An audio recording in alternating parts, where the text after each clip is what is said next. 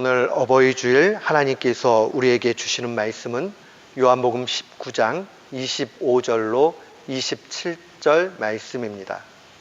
요한복음 19장 25절로 27절 말씀.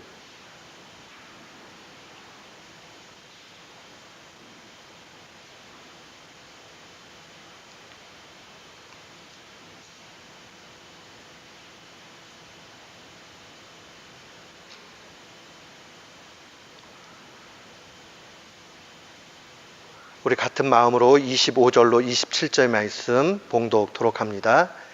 예수의 십자가 곁에는 그 모친과 이모와 글로바의 아내 마리아와 막달라 마리아가 섰는지라.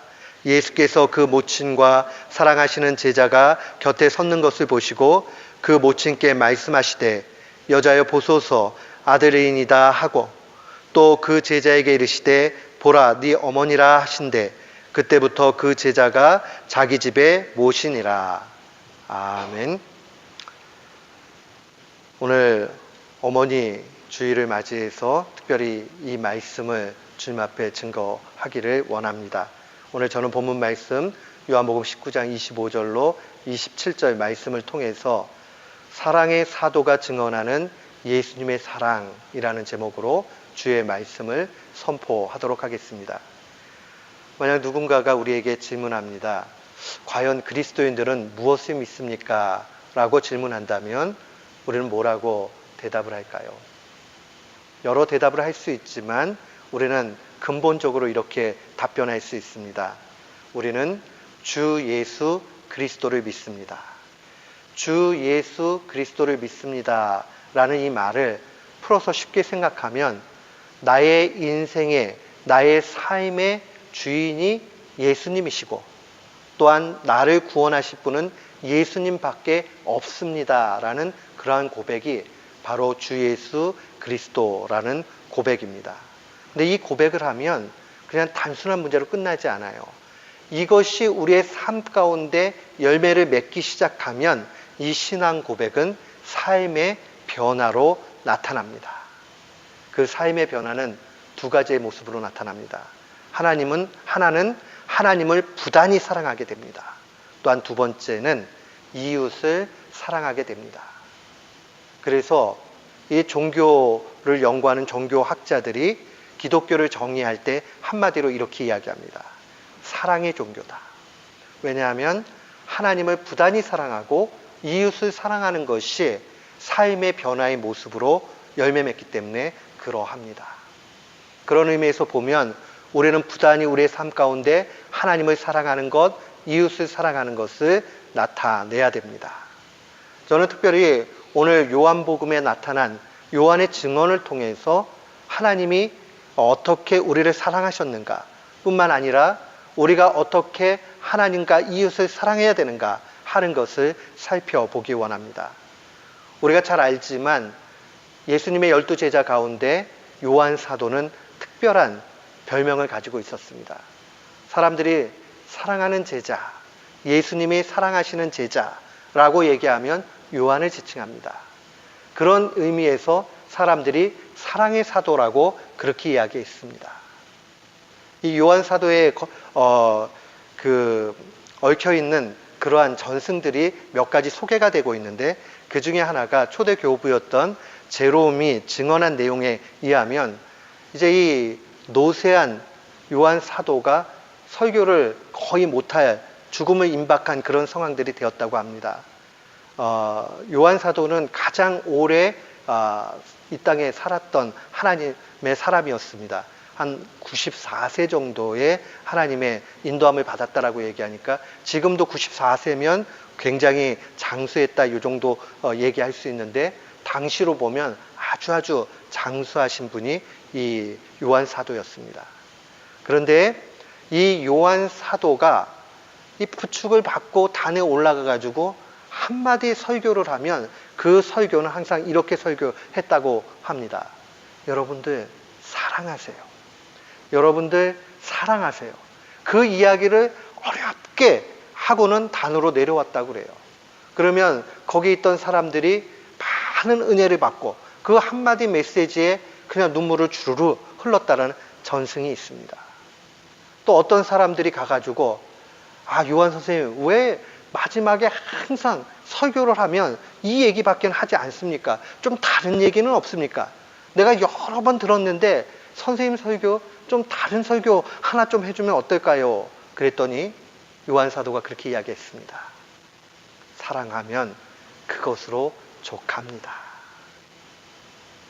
사랑하면 그것으로 족합니다. 왜 그렇게 얘기했을까요? 그는 하나님의 사랑이 무엇인지, 그리스도인이 가지고 있는 그 사랑의 위력을 알고 있었기 때문에 그러합니다.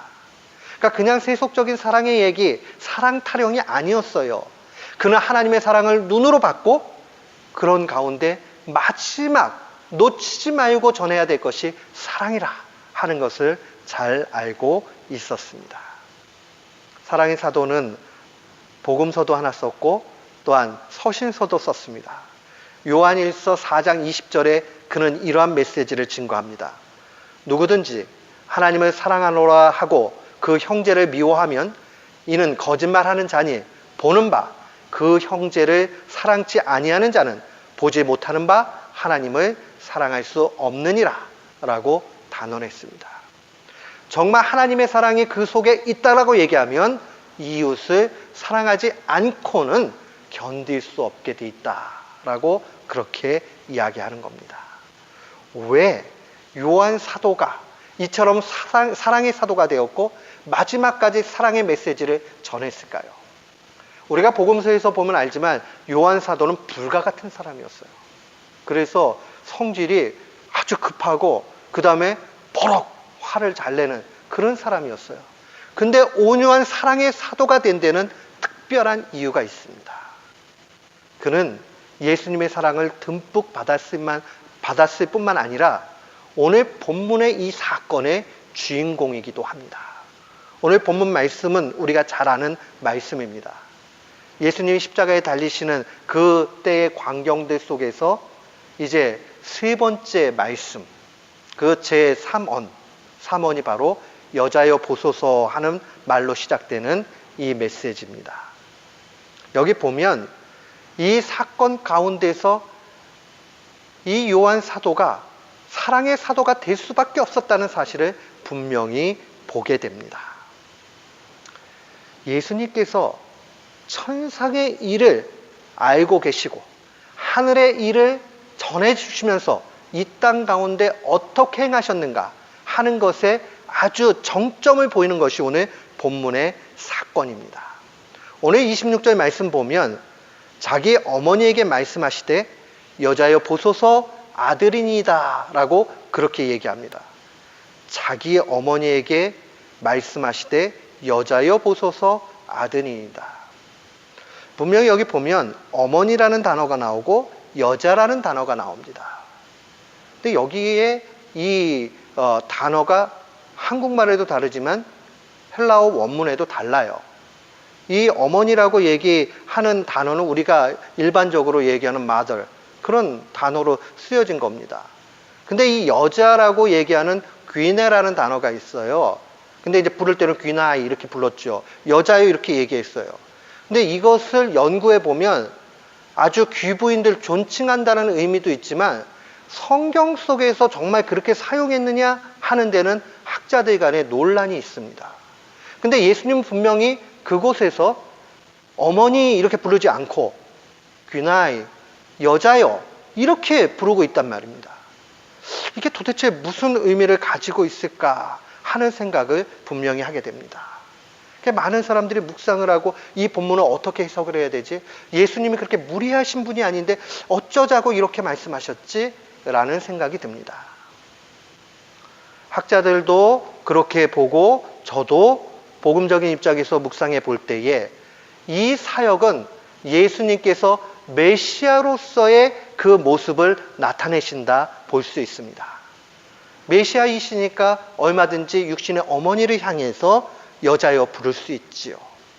그러나 그것은 낮춰 부르는 얘기도 아니었고 일반적인 모든 여인들을 향한 그러한 예수님의 따뜻한 얘기였습니다. 그러면서 말씀하시기를 여자여 보소서라고 말씀하시죠. 우리는 이 상황들 속에서 그 다음 장면을 봐야 됩니다. 제자에게, 그 사랑하는 제자에게 또 이야기를 합니다. 오늘 본문 말씀 27절에 보니까 또 그 제자에게 이르시되 보라 네 어머니라. 그 사랑하는 제자는 요한 사도를 의미합니다. 요한 사도에게 얘기하기를 네 어머니다 이렇게 얘기를 해요. 이 광경을 보면서 우리가 균형 잡힌 신앙이 무엇인지, 참된 사랑이 무엇인지를 정확하게 알게 됩니다. 지금 예수님은 메시아로서 십자가의 그 사역을 감당합니다. 그지요? 그런데 그 십자가의 천상의 일을 감당하면서도 불구하고 지상의 어머니에 대해서 마지막까지 사랑을 하고 있다는 사실입니다. 그 광경을 목격한 요한 사도는 하나님의 음성을 듣는 가운데서 요한 일서에서 이렇게 증거할 수밖에 없는 것 아니겠습니까? 눈에 보이지 않는 하나님을 사랑하는 사람은 당연히 눈에 보이는 이웃도 사랑한다 라고 증언할 수밖에 없는 겁니다. 지금 예수님은 균형을 갖고 계세요. 천상의 일을 행하고 있지만은 이 땅 가운데 진정한 사랑도 함께 행하고 계십니다. 우리 어떤 분들 보면 이 신앙이 굉장히 좋아 보이는데 삶 가운데서는 열매가 없거나 비난을 받는 경우가 있습니다. 우리는 조심해야 됩니다. 우리가 복음을 위해서 수고하다가 핍박을 받는 것은 정말 하나님 나라의 영광스러움이에요. 그런데 내가 이기적이고 못되게 행동해가지고 손가락질 받는 것은 그 잘못된 겁니다. 그거를 마치 복음을 위해서 핍박을 받는 것처럼 그렇게 착각해서는 결단코 안 됩니다. 예수님도 이 땅 계시면서 십자가의 사역을 다 감당하는 마지막 순간까지도 육신의 어머니에 대해서 마지막 제자에게 의탁하고 있다는 이 사실을 분명히 기억해야 됩니다. 신앙은 균형이 필요합니다. 천상의 것들을 바라보지만 이 땅 가운데서 내 행할 바를 반드시 해야 됩니다. 이것이 하나님이 원하는 사랑이요 우리가 마땅히 해야 될 실천의 모습인지를 분명히 믿습니다. 아멘. 그런 의미에서 참된 신앙은 하늘을 바라보지만 이 땅에서 현실 도피가 아니라 현실 속의 나타냄, 그것이 필요합니다. 자칫 잘못하면 현실은 필요 없다. 예수님께서 유대인들을 향해서 장로의 유전을 지켜가는 유대인들을 향해서 비판하신 것 우리는 분명히 압니다. 고르반 이런 얘기를 하죠. 고르반이라는 말은 하나님께 드림이 되었다 이런 뜻이에요. 그러니까 부모를 복양해야 되는데도 불구하고 나 돈 요거밖에 없어 그러면서 고르반 그렇게 얘기하면서 하나님 앞에 헌금하고 나면 그 다음에 내 의무는 없어진다 이렇게 가르친 것이 바로 유대 공동체 안에 있는 고르반 제도였습니다. 그러니까 부모에 대해서 안 돌보는 거죠. 부모가 병들고 힘들게 되고 그러면 모른 척 하는 거예요. 그래놓고 마음엔 찔리니까 보상 심리로 하나님 앞에 조금 드리면서 고르반 이렇게 하고 내가 하나님 앞에 드렸으니 부모한테 안 드려도 된다라고 면죄부를 갖습니다. 오늘날 이런 고르반의 모습이 우리들 속에도 있을 수 있습니다. 그저 내가 조금 대충 요 정도 하면 됐지라는 생각 가질 수 있어요. 그런데 사랑의 본 모습을 가지고 계신 예수님께서 어떠한 모습으로 마지막까지 사랑을 실천하셨는가 하는 것을 우리는 잘 기억해야 됩니다. 신앙인은 천상을 바라보지만 하늘을 바라보지만은 현실 도피로 가지 않아요. 천상을 바라보기 때문에 하나님을 부단히 사랑하고 부단히 사랑하는 가운데 이웃사랑까지 나타납니다. 누가 이웃입니까? 나 외에 모든 사람은 다 이웃입니다.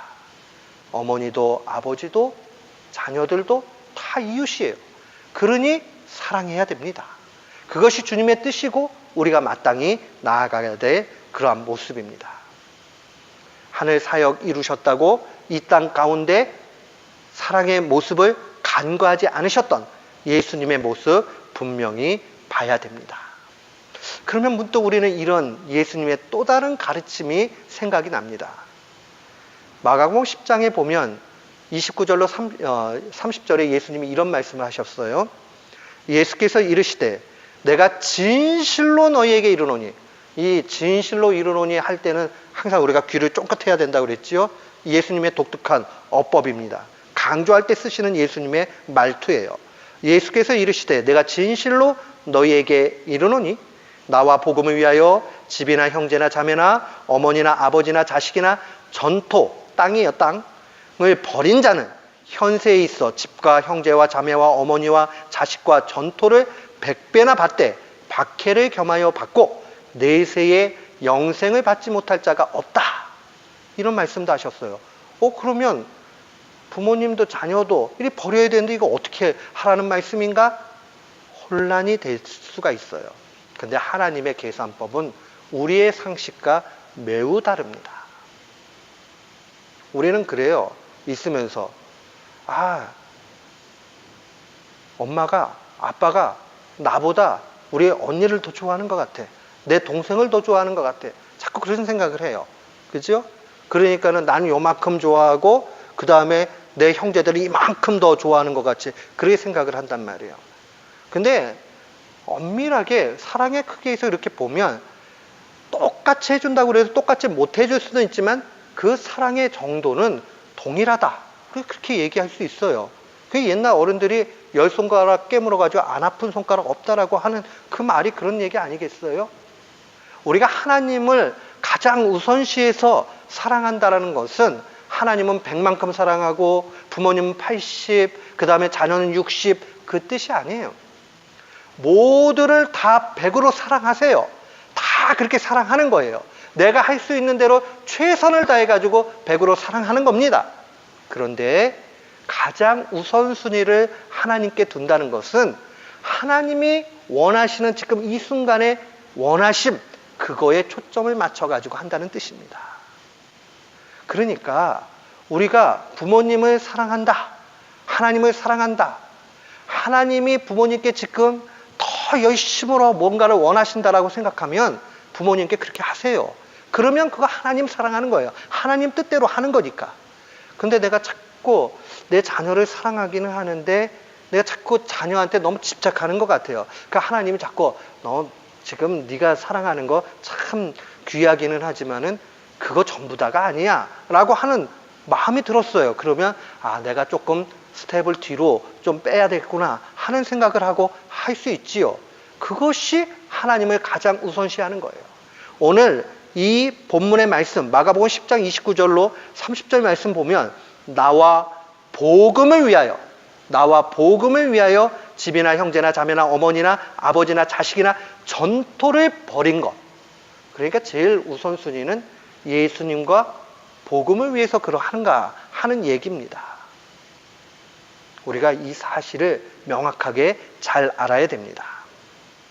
예수님과 복음을 위한다는 것, 오늘날로 끄집어 와서 생각하면 뭘까요?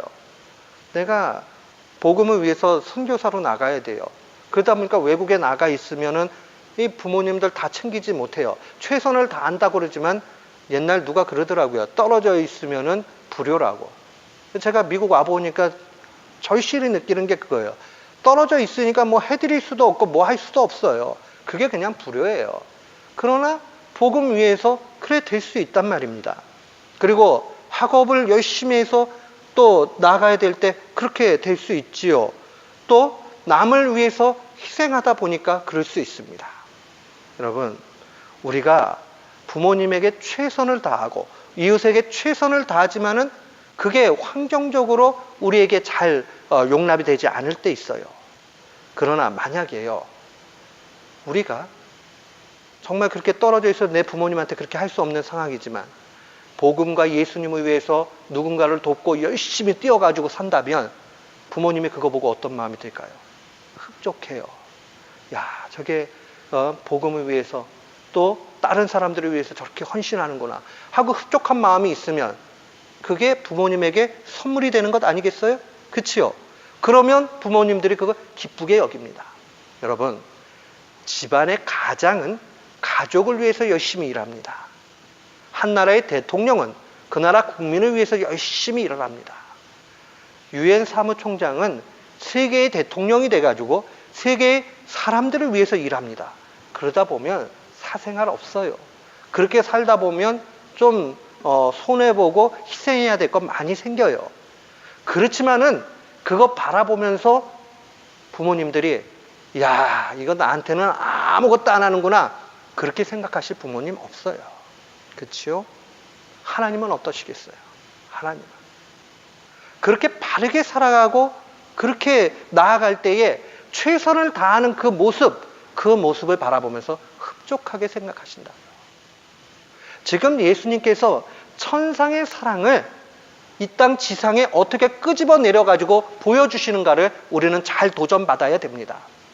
그런 의미에서 우리 모두는 이웃을 향해서 사랑을 행하는 귀한 교우들 되시기를 축원합니다. 아멘. 이웃을 향해서 자꾸 사랑해야 됩니다. 예수님께서 친히 모범 보여주시지 않았습니까? 신앙의 균형 중요해요. 근데 제가 어머니 주일이나 아버지 주일이 되면 설교할 때 늘 갈등이 되는 게 있었어요. 목회를 하면 고려할 게 많더라고요. 간혹 종종 이 남편을 잃으신 분들도 계시고 말이에요. 부모님이 안 계신 분들도 있어요. 또 설교를 하다 보면은 어린 시절에 혼자 이렇게 되신 분들도 있고, 또 이런 분들을 만나다 보면 단어나 용어나 이 상황을 살피는데 굉장히 조심스럽습니다. 왜냐하면 그분들이 그게 어쨌든 사람이기 때문에 그런 단어나 상황들이 되면 상처가 되거든요. 그게 굉장히 조심스러운데, 야, 그러면은 부모님들 이렇게 안 계신 분들을 위해서는 이 본문을 어떻게 설교를 해야 될까 늘 고민이 많았어요. 그런데 하나님께서 또 하나의 은혜를 25절 말씀을 통해서 주셨어요. 오늘 그 십자가의 현장에는 다른 분들이 있습니다. 25절 말씀 보니까 예수의 십자가 곁에는 그 모친과 이모와 글로바의 아내 마리아와 막달라 마리아가 있었다라고 얘기를 합니다. 그죠?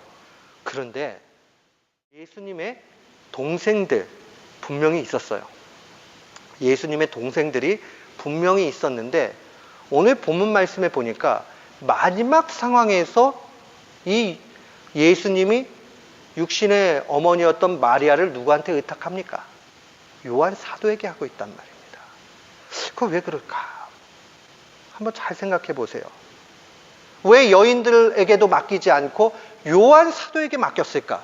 그리고 당신의 육신의 동생들이 있었기 때문에 얼마든지 그 동생들이 우리 정서나 유대인들의 정서로는 자기의 친부모님 모시는 게 당연하잖아요.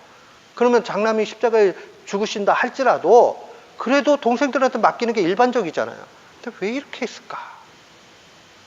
이 부분에 대해서 묵상을 하면서 이런 생각이 들었습니다. 여인들은 어머니 마리아를 봉양하기에는 사회적 연약함이 분명히 있었습니다. 일단 이모 같은 경우에도 나이가 그렇게 많이 차이가 나지 않았을 거예요. 그리고 당시 초대교회에서 여자들은 카운트하지 않았어요. 여자들에 대한 그 인정이 거의 없던 공동체가 유대 공동체입니다. 또 여기 본문에 나오는 막달라 마리아 같은 경우에는 7 귀신이 들렸던 여인입니다. 몸도 약하고 봉양할 수 있는 상황이 되지 못했을 걸로 분명히 보입니다. 근데 예수님에게 동생들이 있었지만은 왜 동생들한테 맡기지 않았을까?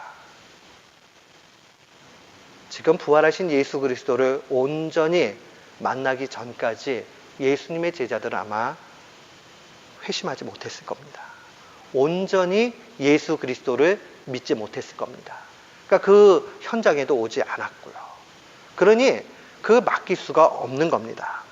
제가 이렇게 이 본문에 대한 부분들을 묵상을 하고 있고 그런 마음이 자꾸 주님이 주셨어요.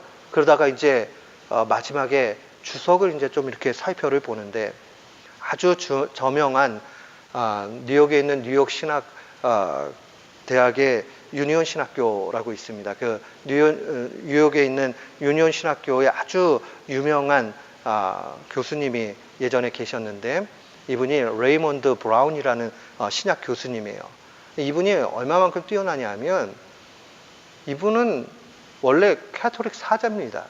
그래서 캐토릭 신학을 하고 있는데도 복음서 연구에는 굉장한 대가를 해가지고 개신교 그 신학교에서 이분의 교재를 복음적으로 인정을 해가지고 사용을 합니다.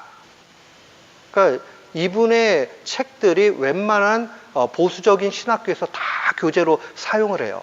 복음서에 특별히 요한복음만큼은 이분이 굉장한 대가입니다. 엄청나게 두꺼운 분량으로 주석을 썼습니다. 근데 이분이 이 본문의 메시지를 해석을 하는 데 있어서 이런 얘기를 합니다. 예수님은 가족에 대한 새로운 이해를 갖고 계셨다 라고 얘기를 하면서 그가 이 마가복음 3장에 있는 내용을 가지고 옵니다. 마가복음 3장에 보면 귀신을 예수님 내쫓거든요. 그걸 바라보면서 친족들이 막 이렇게 보면서 저 예수 이상해 이러면서 수근덕거리기 시작을 합니다. 그런 부분들이 나오고요. 이제 그 내용 다음에 서기관하고 논쟁이 붙습니다. 서기관이라고 얘기하면 오늘날의 신학대학 교수라고 보면 됩니다. 이 신학대학 교수들하고 논쟁이 딱 붙은 거죠. 논쟁이 붙는데 저 귀신이 어떻게 쫓겨났을까 하니까 똑똑하잖아요. 이 학자들이요. 그러면서 저거는 바알세붓의 힘을 입어가지고 그렇게 쫓아낸 거야 라고 이야기를 합니다. 바알세불의 힘을 입었다라는 얘기는 뭐냐면 귀신의 힘을 가지고 귀신을 내쫓았다 이런 거예요. 그러니까 예수님이 딱 그 부분에 말씀을 하시죠. 한 집에 어떻게 똑같은 귀신이 귀신을 쫓을 수가 있느냐라고 얘기하면서 말씀을 더 이상 하지 않습니다.